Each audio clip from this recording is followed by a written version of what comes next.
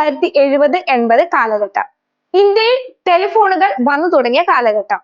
നമുക്കറിയാം, 6 അക്ക നമ്പറുകളുള്ള ഒരു ടെലിഫോൺ നമ്പർ സാധാരണയായി നോട്ട്ബുക്കിലോ ഒരു പോക്കറ്റ് ഡയറിയിലോ എഴുതി സൂക്ഷിച്ചിരുന്ന കാലം. ആ കൊച്ചുമിടുക്കൻ വീട്ടിലെ ഡയറിക്കുള്ളിൽ എഴുതി സൂക്ഷിച്ചിരുന്ന സുഹൃത്തുക്കളുടെയും ബന്ധുക്കളുടെയും ടെലിഫോൺ നമ്പറുകൾ മിനിറ്റുകൾക്കുള്ളിൽ മനഃപ്പാഠമാക്കുകയാണ്.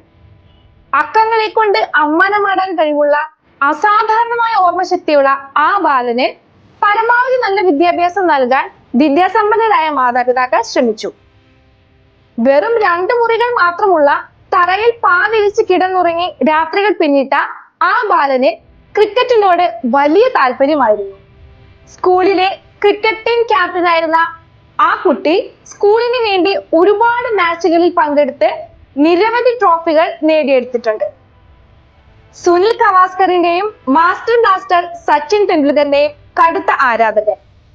ഫോർബ്സിന്റെ പട്ടിക പ്രകാരം കുറഞ്ഞത് 5 കോടി രൂപ പ്രതിദിനം വേതനമായി കൈപ്പറ്റുന്ന multi millionaire, the tech giant Google CEO Sundar Pichai.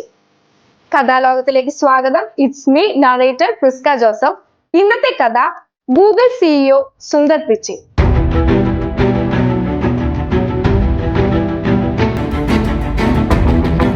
ഒരിക്കൽ സുന്ദർ പിച്ചൈനെ കുറിച്ച് പ്രമുഖ വ്യവസായി ആനന്ദ് മഹീന്ദ്ര പറഞ്ഞത്, ഇന്ത്യയുടെ ഏറ്റവും കരുത്തുറ്റ കയറ്റുമതി ഉൽപ്പന്നം ഒരുപക്ഷെ ഗൂഗിൾ സിഇഒ ആയിരിക്കുമെന്നാണ്. 1972 ജൂലൈ 12 ചെന്നൈയിലെ അടയാറിലെ ഒരു തമിഴ് ബ്രാഹ്മണ കുടുംബത്തിലാണ് സുന്ദർ പിച്ചൈ ജനിച്ചത്. ഒരു മിഡിൽ ക്ലാസ് ഫാമിലിയിൽ നിന്ന് വന്ന സുന്ദർ പിച്ചൈയുടെ അച്ഛൻ ജനറൽ ഇലക്ട്രിക്കലിൽ എഞ്ചിനീയർ ആയ രഘുനാഥ് പിച്ചൈ ആയിരുന്നു.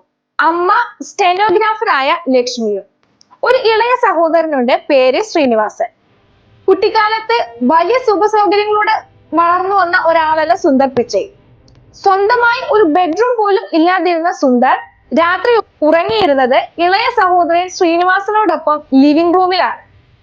മാത്സിലും ഫിസിക്സിലും അസാമാന്യ കഴിവുണ്ടായിരുന്ന സുന്ദർ പിച്ചൈ ഇന്ത്യയിലെ ഏറ്റവും മികച്ച ബുദ്ധിരാക്ഷസന്മാരെ വാർത്തെടുക്കുന്ന IIT-കളിൽ ഒന്നായ IIT ഖരഗ്പൂരിൽ നിന്നാണ് തന്റെ ബിരുദ വിദ്യാഭ്യാസം പൂർത്തിയാക്കിയത്.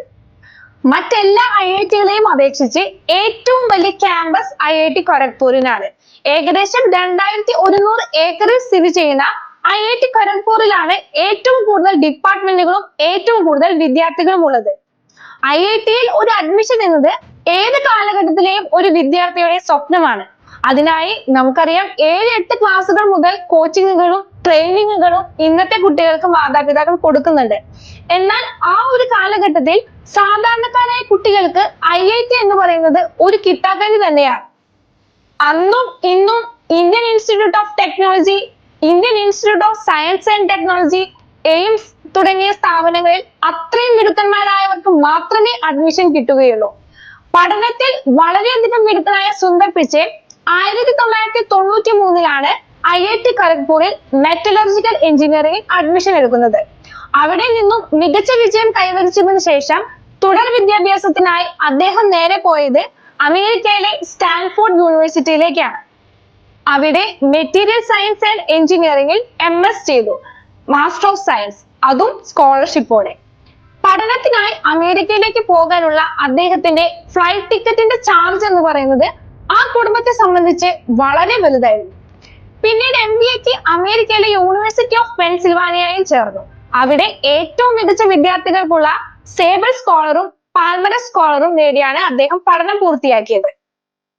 അതിനുശേഷം 150 രാജ്യങ്ങളിൽ ഓഫീസുകളുള്ള 1800 കോടി വരുമാനമുള്ള 1926 സ്ഥാപിച്ച മാനേജ്മെന്റ് കൺസൾട്ടിംഗ് സ്ഥാപനമായ മെക്കിൻസിൽ സുന്ദർ പിച്ചൈ ആദ്യമായി ജോലിക്ക് പോയി.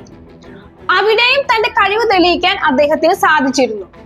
പിന്നീട് 2004 ഏപ്രിൽ 1, കൃത്യമായി പറഞ്ഞാൽ ഒരു ലോക വിദ്യ ദിനത്തിൽ ആണ് സുന്ദർ പിച്ചൈ ഗൂഗിളിൽ തന്റെ കരിയർ തുടങ്ങിയത്.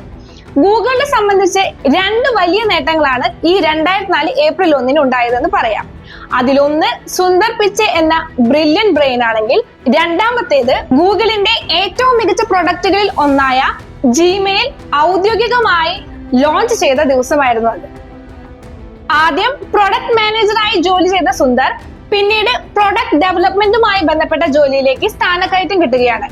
അങ്ങനെയാണ് ഗൂഗിൾ മാപ്പ് എന്ന ആശയം ഉണ്ടാകുകയും അതിന്റെ പ്രവർത്തനങ്ങളുമായി അദ്ദേഹം മുന്നോട്ട് പോവുകയും ചെയ്തത്.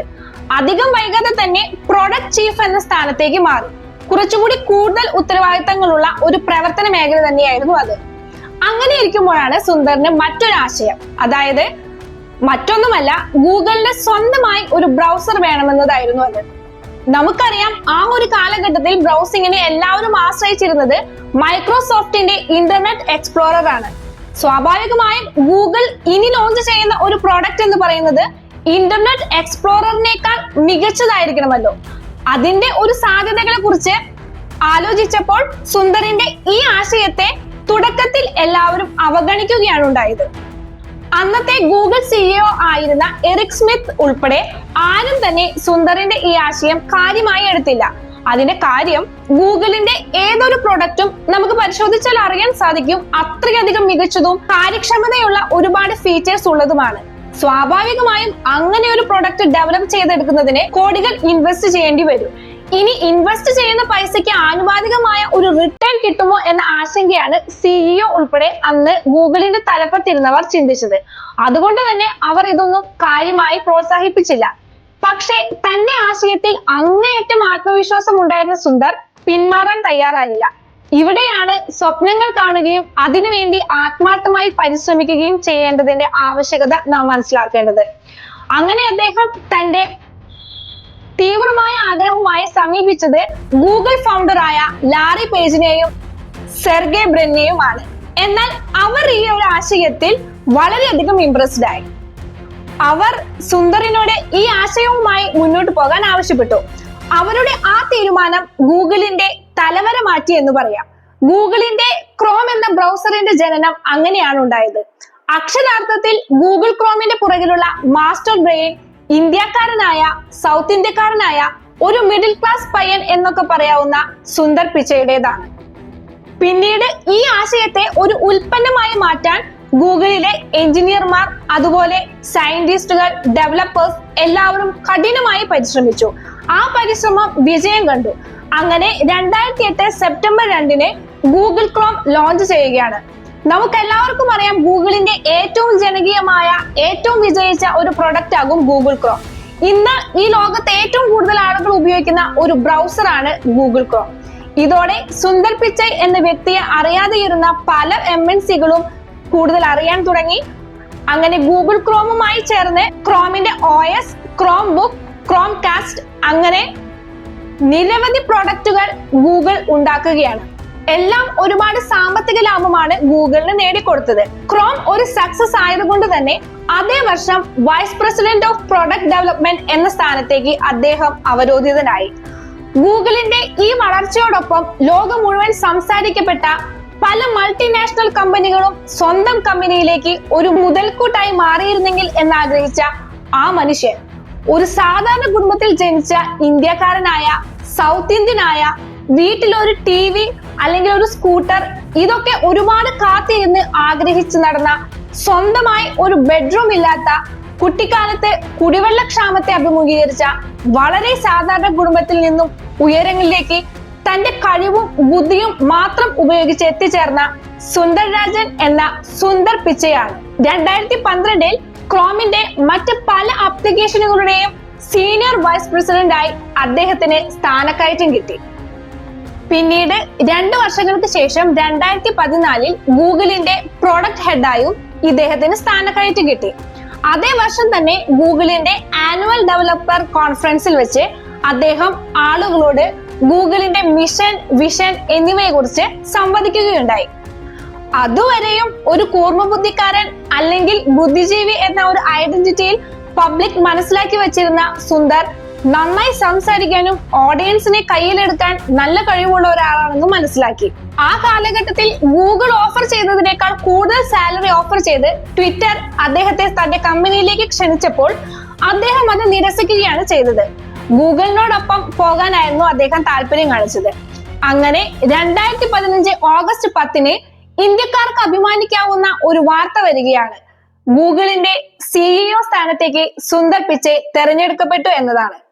പിന്നീട് 2019 ഗൂഗിളിന്റെ ഹോൾഡിംഗ് കമ്പനിയായ ആൽഫബറ്റിന്റെ സിഇഒ സ്ഥാനവും അദ്ദേഹത്തിന് ലഭിച്ചു. വളരെ ലളിതമായ ഒരു വ്യക്തിത്വമാണ് സുന്ദർ പിച്ചൈയുടേത്.